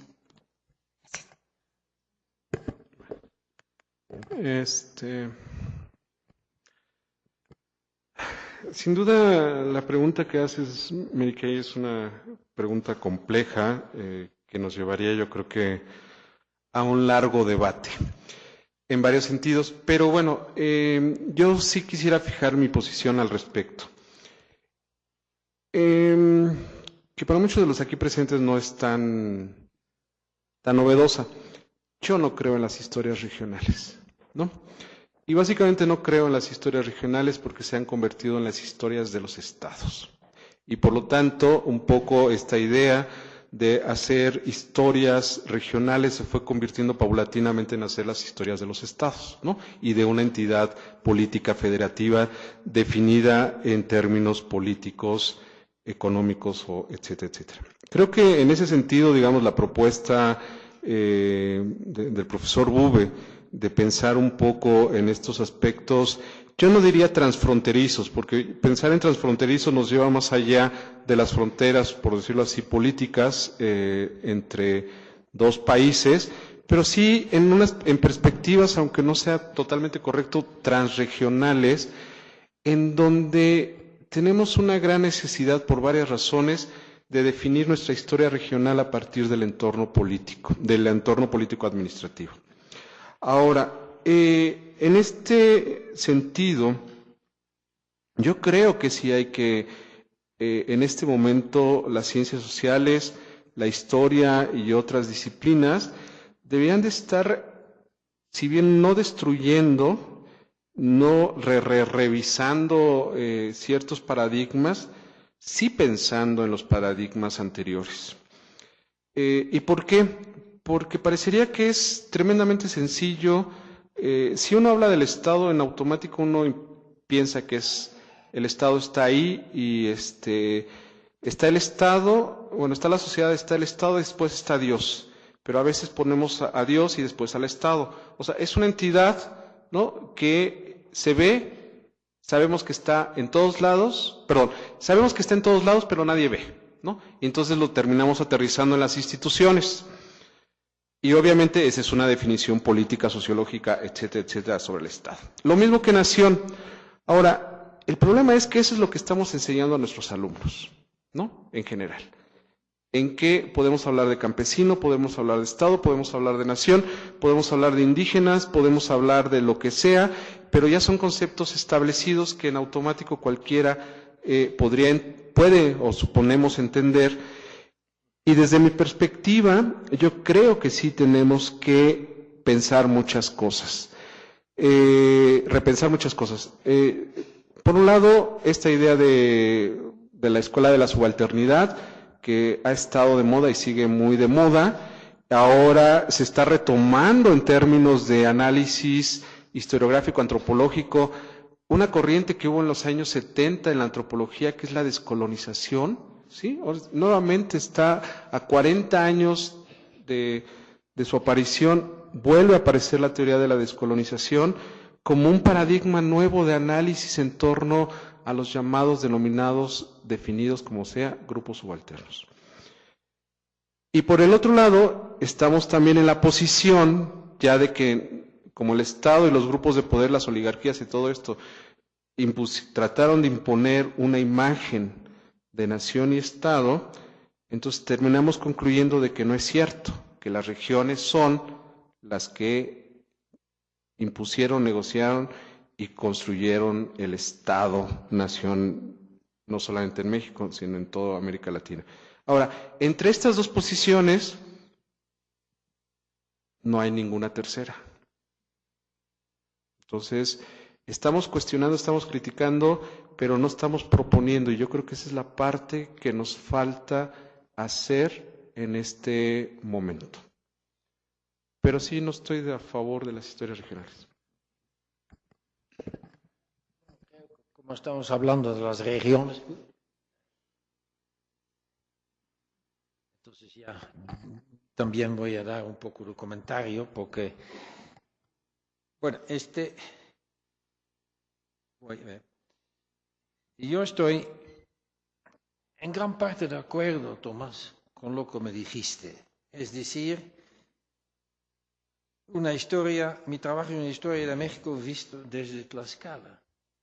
Por cierto, no podría ser de otra manera, porque de todos modos Tlaxcala no es una isla en el Caribe, sino está dentro de México y forma con una cantidad enorme de vínculos, ¿no?, hacia los estados vecinos y también, claro, en la política, en la economía, en todo lo que tiene que ver con la religión. Entonces sí, es cierto, pero también es la consecuencia del hecho de que, lo que tú dijiste, la historia de México visto desde Tlaxcala, a lo largo del siglo XIX, esto va a ser más seguro y más claro. En el principio, aún no tanto. Sí, algo, pero aún no tanto. En el archivo de San Pablo Apetatitlán hay una notita en que un secretario, ¿no?, del ayuntamiento da mención de los documentos que habían llegado desde México. Y los primeros años dices, póntelos en los archivos, no estamos interesados. Después ya no. Entonces, en realidad, ellos, aunque también sus perspectivas no son de los modernos, sí van a ser parte de México. Entonces, lo que les cae encima viene de otros estados, viene de lo nacional. Y entonces, sí, cierto, es historia de México vista desde Tlaxcala, pero a lo largo del siglo XIX, lo de historia nacional, en cierta manera, va a ser más importante y más importante, ¿no? Al principio aún se consideran un poco como lejano. México, ¿qué es lejano? Pues, pero después ya cada vez más. En esto sí tienes razón. La historia nacional apretada entre lo global y regional, ¿no lo crees que es muy seguro? Pues sí, va a ser otra historia nacional, esto sí. Pero sí, tienes. Tlaxcala no existe, claro. Esto también es claro. Estoy de acuerdo contigo. Tlaxcala no existe, es una construcción política y lo que yo llamé subregiones en realidad son regiones. Y se lo puedo comprobar porque la identidad que tiene es diferente, ¿no? También la población en su constitución física, racial, si quieres, en gran parte es diferente. Su economía es diferente. Sí, de cierta manera se puede decir, esto eran regiones y además eran transfronterizas también. Tlaxcala no es una región, contiene regiones que además son transfronterizas. Esto es el problema. Pero creo que este problema también lo podemos detectar en otros estados de México. Lo de la guerra. Esto sí es un punto muy importante. Sí. Se puede decir, y con completa justificación, que la población era la víctima de la guerra. Hay un cacique liberal en Tlaxcala que dijo en un documento que escribió al gobernador del estado, cuando el gobernador exigió aún más, ¿no?, en cuanto a contingentes de sangre, en cuanto a comida y todo esto, Los que sufren, estamos hablando de la intervención, no es el extranjero, son nuestros pueblos que sufren. Y ahí sí, en gran parte tenía razón. Es cierto, sufren. Pero la guerra también daba espacio para actividades que en una situación de Estado-nación que controla el orden, no podrían hacer. Y esto es saldar cuentas. Saldar cuentas con otras familias, saldar cuentas con competidores en el comercio, o sea, lo que sea. Esto sí pasó también. Entonces yo creo que hay el uno y el otro. Además, el sufrimiento de la población, que entre la guerra americana y el final de la intervención era impresionante. Impresionante. Lo que se ve en los documentos del Archivo Histórico de Defensa Nacional, de lo que se exigió, es casi imposible. Hay datos increíbles. De que un día viene un general y dice, en 2 días necesito 3.000 raciones de carne, 3.000 raciones de tortillas, tanto de paja, etcétera, etcétera. El presidente municipal está, ¿cómo? Por todo van a vaciar todo. 3 días después viene otro general, que no había sido anunciado, dice, inmediatamente 500 raciones de tortillas, etcétera, etcétera. Ya no tengo, entonces les vamos a buscar en sus casas. Entonces, ¿qué? Sí, un sufrimiento tremendo, y esto también explica por qué. Entonces, en la población dicen, bueno, entonces, ¿con quién vamos? ¿Con quién vamos? ¿No? ¿Qué hacemos? Vamos a ocultar lo que podemos ocultar. Y, pues sí, lo han hecho, ¿no? Entonces, la guerra sí ha sido un factor, estoy enteramente víctimas, pero también la guerra daba espacio para otras actividades. Este es el problema. La guerra es un fenómeno que da muchas cosas bárbaros y otros que efectivamente en el caso... Y era guerra civil, de todos modos, era guerra civil. En parte, yo me atrevo a decir, también en la intervención. También en la intervención, en parte, era una guerra civil entre los grupos opuestos que había. Y en el caso de Tlaxcala también esto sí. Tlaxcala intentó brevemente con éxito de una vez liquidar el problema con Puebla con la anexión total de la Sierra Norte. Tlaxcala se duplicó en territorio y en habitantes en 1864. Pues claro que no tardó mucho tiempo, porque después ya, ¿no? Con la derrota tuvieron que dejar todo. Pero lo más interesante fue, de los distritos de la Sierra Norte, en total se trató creo que de 5 distritos, 2 distritos voluntariamente dijeron que sí, ya no queremos nada más con Puebla. Entonces ahí sí se ve, ¿no? Hasta en la intervención francesa, la guerra daba ahora espacio a un distrito que tenía constantemente pleitos con Puebla. Entonces, la guerra, sí, es definir bien lo que significaba la guerra en el siglo XIX en México. Ese es un trabajo aparte. Pero... Le voy a dejar la palabra al doctor Pérez Bejo y después está el doctor Alan Knight para regresarlo un poco hacia abajo. No, yo voy a ser muy breve. Supongo que el ustedes ese que hace es muy complicado porque creo que somos un grupo bastante heterogéneo, con lo cual la respuesta va a ser difícil que sea mínimamente homogénea. Yo lo dije al principio, yo no hago historia regional, por lo tanto no es un problema de cambio de paradigma, puesto que no hago historia regional, no la he hecho y no creo que la vaya a hacer. Lo único que he hecho, y me he limitado aquí, es ante un texto enormemente sugerente de Raymond, enormemente sugerente, plantear algunas objeciones justamente que tengo respecto a esa historia regional, pero no puedo responder con un problema de paradigma porque no es mi tema, vamos.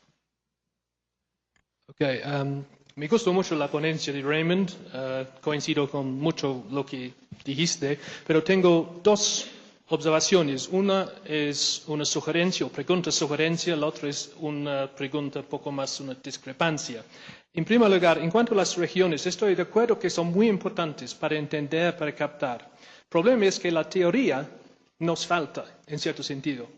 Y quisiera preguntar si para ti, en el caso de Tlaxcala, sería útil utilizar la distinción que Eric Van Jong hace en un artículo, en un libro sobre regiones en México, en donde dice, se puede distinguir entre las regiones en sí y por sí.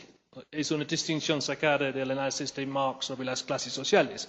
Una región en sí, no sé si son regiones naturales, quizás no, pero regiones que tienen cierto carácter orgánico, son unidades de análisis útiles para nosotros historiadores. No importa lo que piensen los habitantes. Pueden ser regiones culturales o lingüísticas, pero más bien yo diría económicas. Un buen ejemplo sería La Laguna, que fue establecido como una región nada más debido a los ríos, el mercado, los ferrocarriles. Pero después, según yo entiendo la historia de esa región, se volvió una región en sí, es decir, una región que tiene un sentido de ser, somos laguneros. Pueden ser también coahuilenses, durangueños, mexicanos, socialistas, anarquistas, sea lo que sea. Hay muchas lealtades en juego. Pero ser lagunero quiere decir que la laguna, cuando el gran reparto agrario, por ejemplo, tenía un sentido de región por sí. Entonces, yo quiero preguntar si en el caso de la Tlaxcala o las regiones en Tlaxcala, esta distinción puede ayudarnos. Y por último, segundo punto, tengo la impresión, y quizás este es un error mío, que quieres descartar la ideología en muchos casos. Hay esta cita muy buena que nos dice, es una cuestión de saldar cuentas locales en nombre de ideologías. Ideologías son fachadas detrás de la cual hay realmente estos intereses locales, familiares, clientelísticos. En muchos casos estoy totalmente de acuerdo, pero yo creo que hay coyunturas en la historia de México, la revolución, y quizás la reforma también, esta es mi pregunta, en donde la ideología sí tiene más peso, más sentido, no porque son ideas flotantes en el aire, ideas platónicas, etc., sino porque las ideas y las ideologías se compaginan con intereses locales. Tienen que ver con la iglesia, la educación, la propiedad. Entonces, en esos momentos, que son usualmente de trastorno sociopolítico, de revolución, de conflicto, en ese momento la ideología sí es importante, no como una lista de ideas muy como académicas, sino como una manera de pensar en los conflictos locales. Entonces yo no haría una distinción tan marcada entre lo local, lo familiar, lo faccional y la ideología, porque de vez en cuando, no siempre, los dos tienen una relación mucho más íntima y por eso estos son coyunturas muy importantes. Doctor, le propongo que dejemos ver si hay más preguntas. Sí, ¿Sí? pero a mí me falta Bueno, comentario de acuerdo, está bien. él también, es el primero que voy a hacer. Y después ya, porque sí, en parte estoy de acuerdo con tú, en parte no, y lo vamos a ver. Ok. Mira, es que, Antonio, primero te agradezco mucho la crítica. Es que, claro, tu crítica a la definición de región de Pérez Herrero, de que hasta podría ampliarse hasta la nación, ¿no? Con la flexibilidad que tiene, pues sí. Ahora, porque no lo conocí, esa nueva definición de Eric Van Jong, es una cosa a tomar en cuenta, absolutamente, porque yo creo que en el caso de Tlaxcala había los dos, regiones culturales, en parte construidos, por supuesto, y regiones de por sí, y que el uno puede desarrollarse, desenvolverse en el otro. Esto es un punto que yo tengo que tomar cuando voy a hacer correcciones, entonces sí lo voy a meter en esto. Entonces, sí, Antonio, tú tienes razón. La definición, yo tenía otra, pero la definición es en sí uno y se puede tener justamente una crítica a esta discusión. Claro, lo que yo expectaba de ti, claro, era este enfoque en los cambios sociales, por ejemplo, el rango cambiante de mestizos y indígenas, que ahora, ¿no?, a través de sus servicios al Estado nacional, pero no solamente al Estado Nacional, también a otras entidades lo hicieron y a las localidades, pienso en la Guardia Nacional. Es cierto, yo creo que de cierta manera la guerra, otra vez la guerra, ha tenido un impacto tal vez tan grande como, o tal vez más grande, ¿no?, que en aquella época, ¿no?, en mediados del siglo, que la educación. En cuanto a poner a la gente la idea de qué está pasando, que vienen estos ajenos, estos extranjeros a hacer por aquí. ¿Y por qué? Pues nosotros somos de aquí, tal y tal.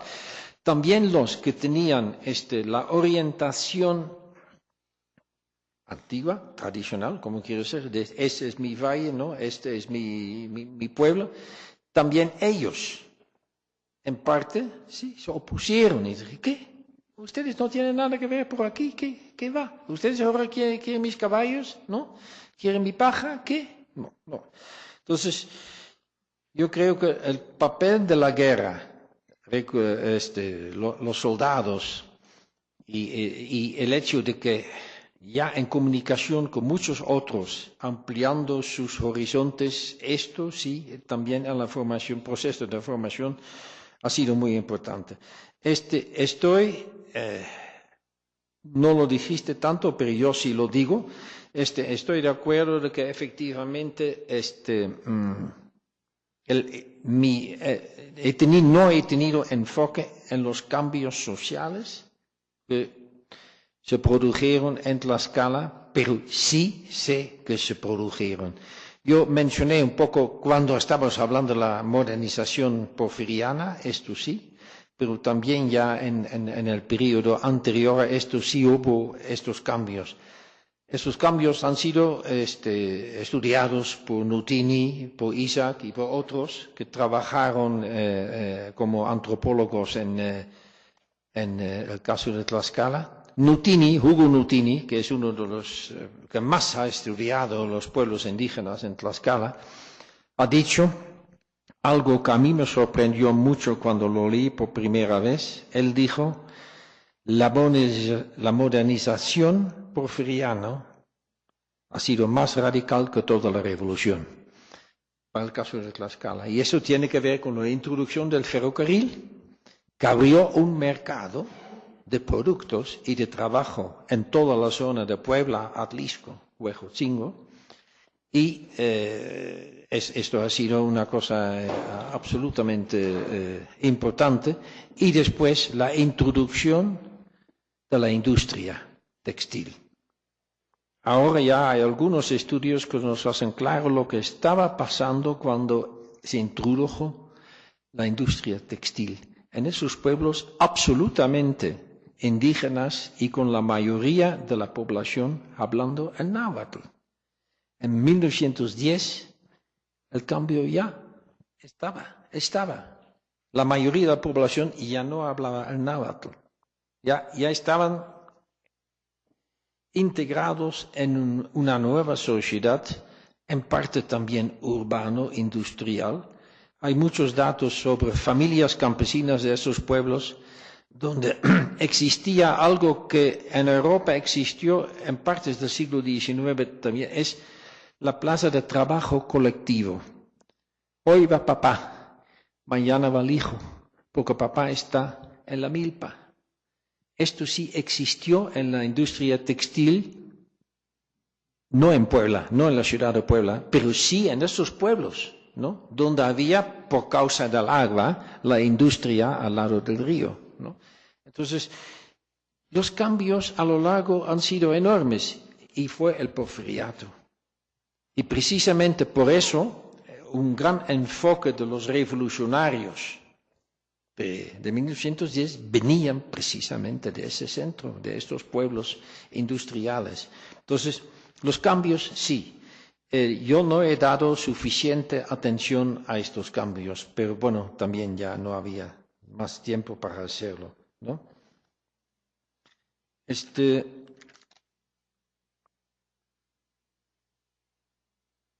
La relación entre iglesia y los pueblos.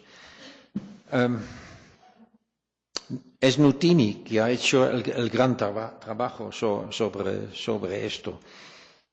Yo me referí aquí a San Pablo Apetatitlán, por un lado, y algunos datos que yo he tenido otros estudiantes sobre otros pueblos. Pero en relación, el tema no ha sido bien investigado hasta ahora.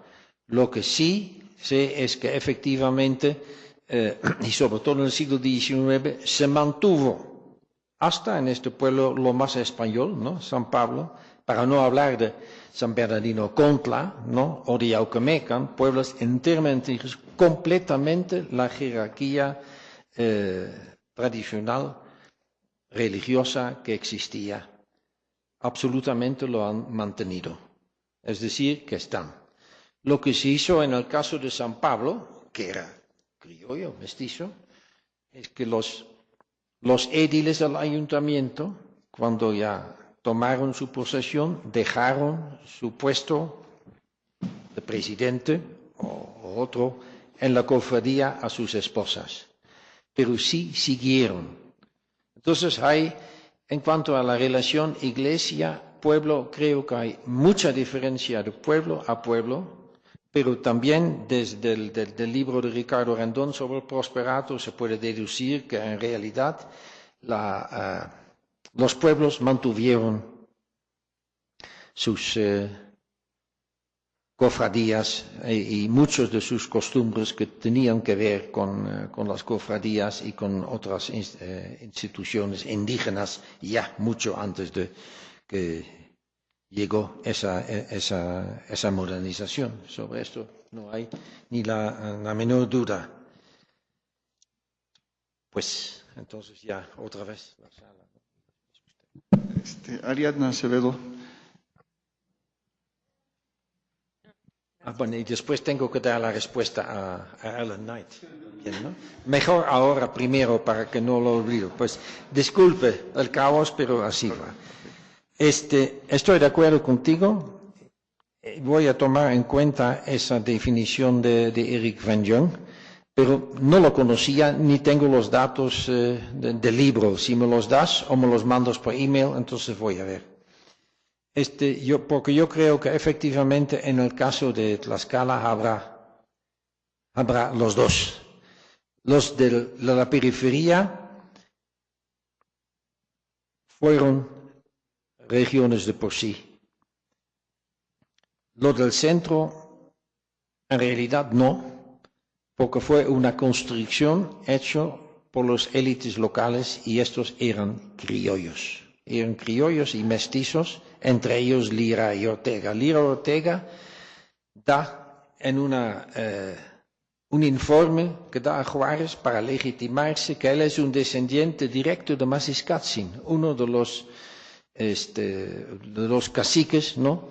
Que desde luego, ¿no? En la época de la conquista fueron los primeros a tener el privilegio del rey para tener este cabildo. Lingüística, sí, también. Tlaxcala tiene dos idiomas indígenas, el náhuatl y el otomí. Pero los pueblos otomí estaban en la zona de Huamantla completamente aislados, los pueblos otomí. Ahora es cambiado, ahora tienen sus propios museos, otomí, y claro, pero no fueron tomados en cuenta en la época, en la colonia, ni en el siglo XIX, ¿no? Porque en ese sentido creo que los que construyeron la legitimidad de la construcción tlaxcalteca se ufanaron de la herencia cultural náhuatl, la lucha contra los aztecas, etc. Y lo de los otomís lo dejaban fuera. La ideología.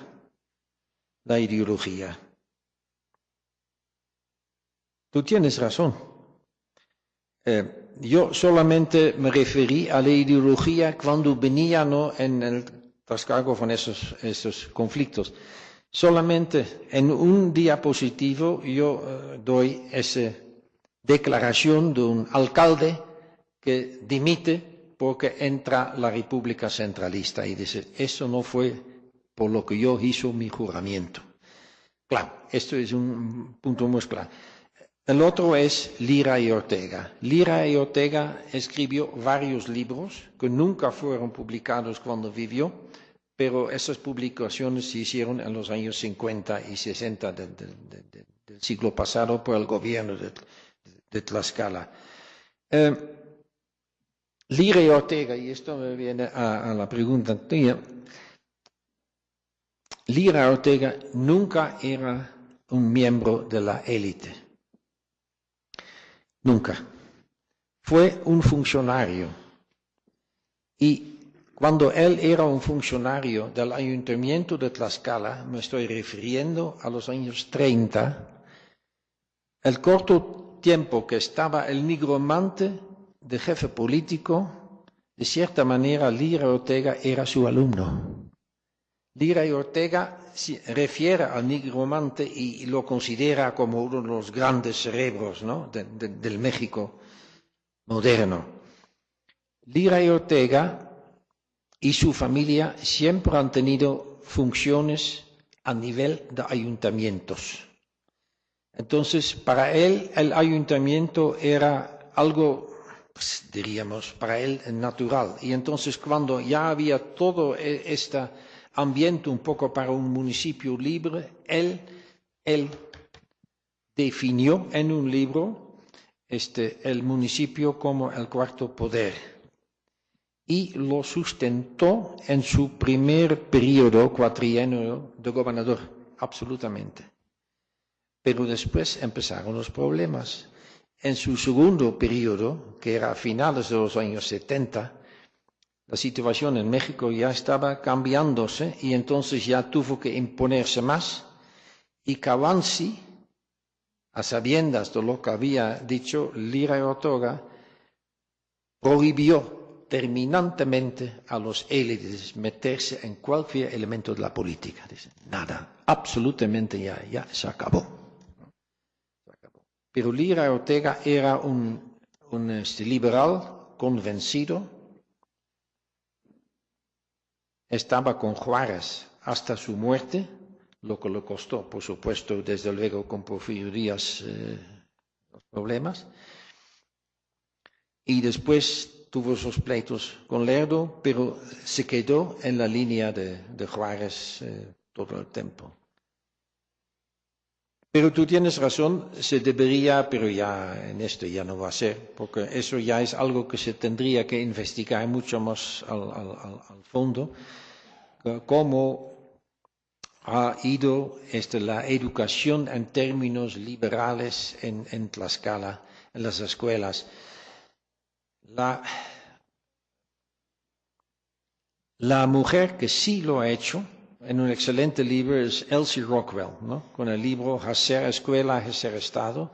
El enfoque es la implantación de la educación socialista en los años 1930, pero sus primeros capítulos precisamente tienen que ver con la educación bajo Cavansi y Don Porfirio. Y ahí se ve también un acontecimiento que ilustra que no se puede pasar por alto a las tradiciones antiguas. Cavansi estaba convencido de que no solamente el joven hombre, pero también la mujer tendría que tener educación. En los años 1890 y la primera década del siglo XX, no tenía suficiente dinero para esto, entonces decidió cerrar en las cabeceras, donde había más escuelas, una escuela de hombres y meter una escuela de mujeres. Y esto le costó pleitos tremendos con ayuntamientos de pueblos indígenas. ¿Qué?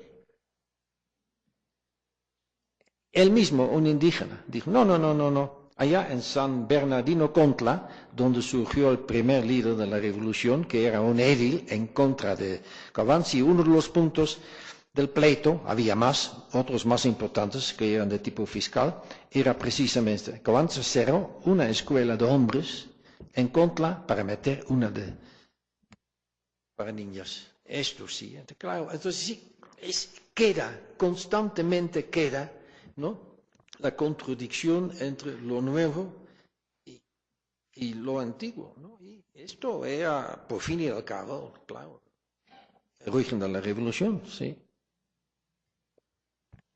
Bien, Ariadna, por favor. Sí, dos preguntas. Una, si podría explicarnos un poquito más qué entiende por los términos citadino. Si te puedes poner de pie, por favor. Porque yo tengo que dirigirme, si no, no lo oigo. ¿Qué entiende por los términos citadino y ciudadano? Sería la primera pregunta. Y la segunda, me llamó mucho la atención la utilización de un adjetivo a lo largo de su presentación. El adjetivo lento. ¿El adjetivo? Lento. Lento. La introducción lenta de las cosas nuevas, ¿no? Su hibridación con lo viejo y cómo, aunque lo nuevo va entrando, tarda mucho tiempo, dijo usted. Si pudiera explicarnos un poco por qué le parece útil hablar de lentitud en este contexto. Me preguntaba si es un concepto útil para dialogar sobre qué pasó en el siglo XIX en México, tomando en cuenta que los cambios de lo que estamos hablando bueno, desde mi punto de vista es difícil saber si debían darse en 5, 10, 50 años o 100. ¿Quién decide si 50 años es rápido o es lento, no? Otras 2 o 3 intervenciones. Nos quedan 15 minutos, pero podemos dar oportunidad a Alejandro y después Rodrigo. Buenas tardes. Mi pregunta es para el doctor Antonio Escobar. Me llama mucho la atención la propuesta que tiene él. Creo que partiendo de lo que dice, estamos teniendo una concepción muy endeble de lo que es la región. Entonces, ya que no puede ser ni por decreto político administrativo, pero tampoco puede ser mera construcción del investigador, ¿no? Lo que tendría que ser la región. Entonces, ¿cómo un investigador tendría que justificar? Es un estudio que pretende desentrañar este enramado de acciones humanas, como le llamaban, en donde, pues sí, lo que hay son interacciones, son juegos de poder, son relaciones, pues sí, humanas, digamos, ¿no? Espacialmente, ¿cómo tendría que legitimarse un estudio? Bien, Rodrigo.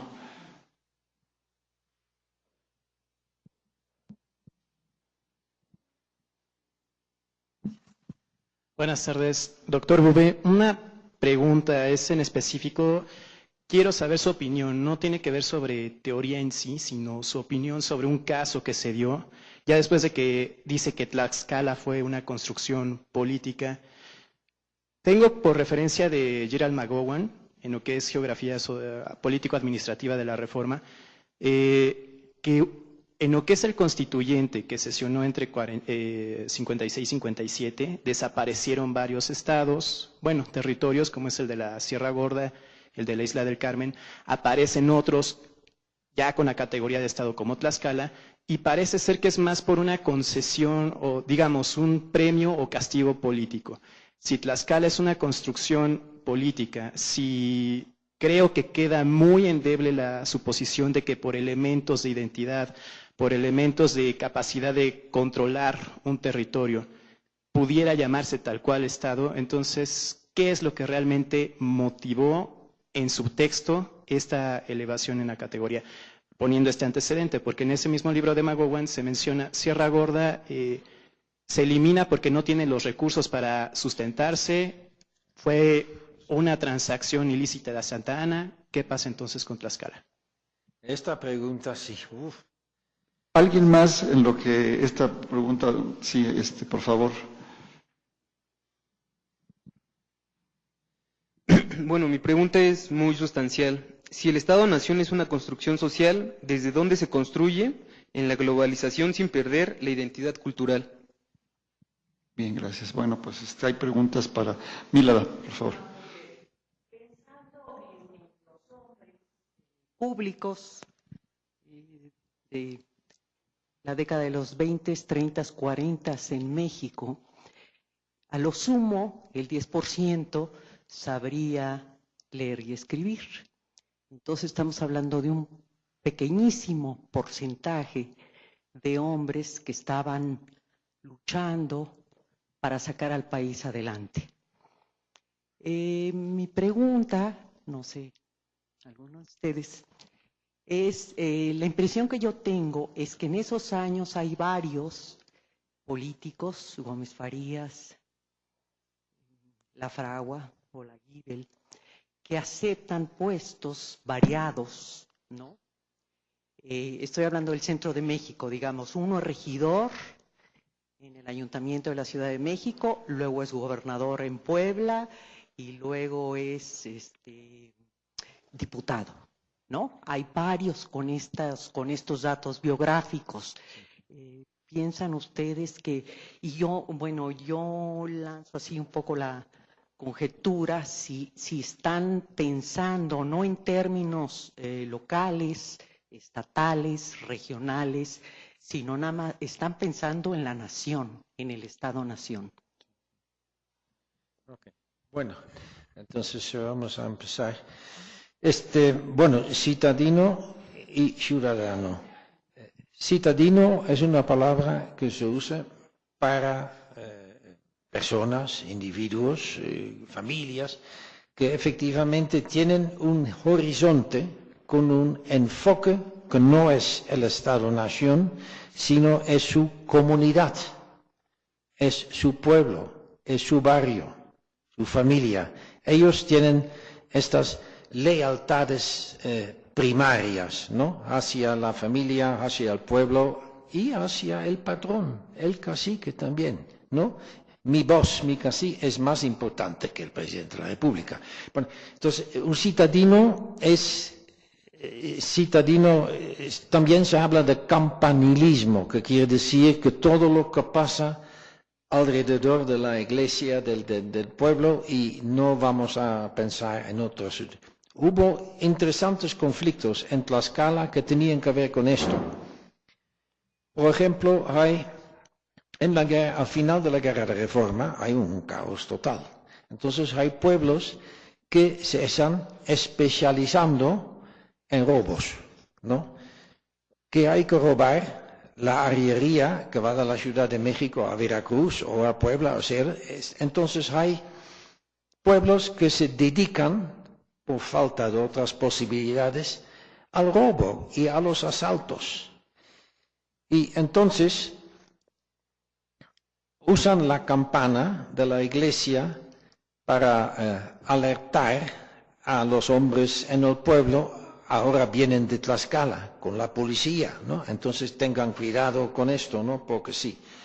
Entonces, a un momento dado, el gobernador tiene esa situación, son pueblos indígenas alrededor de la ciudad de Tlaxcala hasta las narices, ¿no? Y entonces prohíbe el uso de las campanas terminantemente, ¿no? Usando los argumentos del liberalismo juarismo, pero lo que estaba detrás y el punto clave es que los fehacientes en los pueblos no podrían darse cuenta de que la policía estaba bien. Entonces aquí sí hay citadinos, ¿no? No eran ciudadanos, porque como ciudadanos tenían otros deberes que desde luego no. El segundo punto sobre la soberanía. Bueno, en el caso de Tlaxcala, durante años, el Congreso Federal no quiso cambiar el estatus de territorio que se dio a Tlaxcala en la Constituyente Federal de 1824. Las cosas cambiaban cuando Tlaxcala se puso enteramente en movilización, y entonces estoy hablando de miles de tlaxcaltecas. El comandante liberal de Tlaxcala estaba con la boca abierta, como de todos los pueblos, miles de tlaxcaltecas, para hacer una brigada liberal en la toma de Puebla por Comonfort, ¿no? En la primavera de 1856, para arrasar la rebelión. miles y miles completamente voluntarios, llevaron su propia comida y todo y no querían solamente luchar contra Puebla. Esto impresionó tanto a Comonfort, además eran feroces en Puebla, que desde luego ya hubo un cambio de mentalidad en el Congreso. Entonces el Congreso Liberal Constituyente en diciembre del 56 dio la soberanía a Tlaxcala. Los diputados, el diputado por Tlaxcala, que no era un diputado elegido porque era territorio, pero sí un tlaxcalteca, y el diputado por Puebla se enfrentaron durante semanas y semanas en el Congreso, en que Puebla usaba constantemente los mismos argumentos que ya el intendente de Puebla en la colonia y después los gobernadores de Puebla, ¿no? en el siglo XIX siempre habían usado. No puede ser. No tienen recursos naturales ni humanos. ¿Cómo los tlaxcaltecas van a gobernarse a sí mismos? ¿Cómo? ¿Con qué? ¿No? Entonces, pero claro, de parte de Tlaxcala lograron cambiar esta mentalidad y obtuvieron la soberanía estatal. Y este punto en sí fue la razón por qué el centro de Tlaxcala era un baluarte liberal en toda la guerra de la Reforma. Porque, como dijo Lira y Ortega, que era secretario general del gobierno, cae la Constitución, cae el Estado. Y tenía razón, por supuesto. Cae la Constitución, cae el Estado. Entonces, de ahí viene. Esto ha sido una decisión política por el gobierno federal, que desde luego fue tomado también por el Congreso Constituyente, para tener la nueva construcción también política del Estado soberano. Y esto fue Tlaxcala. ¿Y cuál fue la tercera pregunta? Porque había otra, ¿no? Lo lento, sobre lo lento. Mira, mi español es el español de un extranjero. Tal vez yo debería haber usado otra palabra, pero mi cantidad de palabras españolas no está tan grande como la de ustedes. Yo usaba la palabra lento para poder expresar de que estos procesos de cambio van con todos sus vaivienes sobre un periodo y en que se puede tener a un momento, por ejemplo, un edil o funcionarios que empujan lo moderno y después viene otro que ya no, entonces ya se calma la cosa otra vez y vienen otra vez. Entonces el proceso ha sido largo y no estaba ni de lejos terminado cuando llegó la revolución. Mi opinión personal, pero sí es que la revolución ha sido un factor clave en un proceso para promover aún más esta modernización hacia ciudadanos y un Estado-nación, centralizado, porque la centralización ya era mucho antes. Mira, la contradicción entre un federalismo confesado y los intentos para tener más centralización en México han sido de siempre. Yo creo que, por ejemplo, con la instalación de la SEP, bajo Vasconcelos, empezó la cosa muy grande. Y esto se ve muy bien en el libro de Elsie Rockwell sobre la educación en Tlaxcala. Absolutamente. Entonces, lento sí. Pues, ¿qué otro término podría yo haber usado? No sé. Pero lento era todo. Y eso es lógico. Pero lo mismo, lo mismo pasó en un país, en Holanda.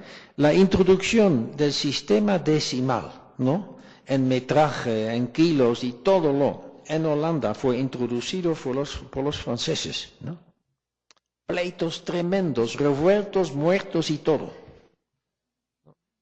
Entonces, mira, México no es un caso único, no. Los mismos procesos se ve en los países europeos, incluso en el mío.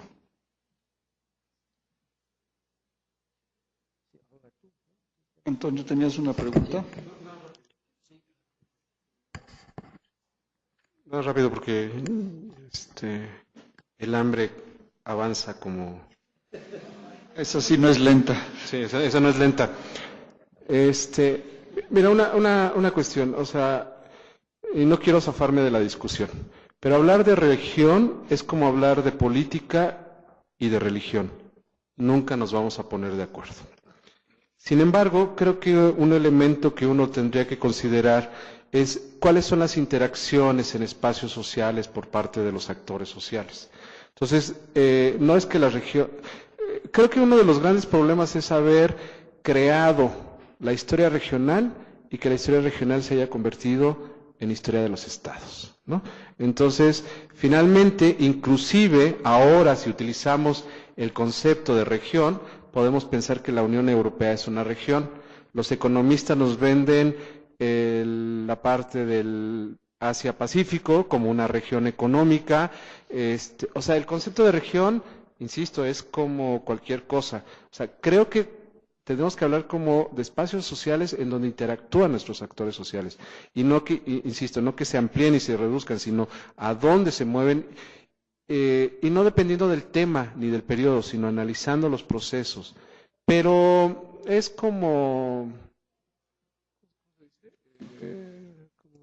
profeta en tierra ajena, no, en profeta, fue el dicho. O sea, es como, vamos a seguir hablando de historia regional. O sea, es algo que tenemos que estar muy claros. Todos seguiremos hablando de las regiones y nunca vamos a definir exactamente porque no deseamos complicarnos la vida. Ese es un poco lo que está sucediendo, ¿no? Ya.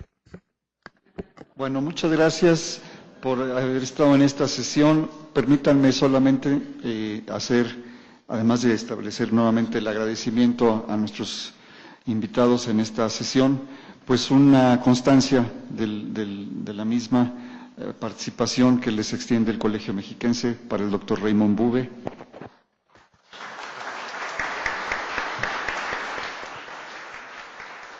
Doctor Antonio Escobar. Doctor Tomás Pérez Bejo. Y doctora Carmen Salinas Sandoval.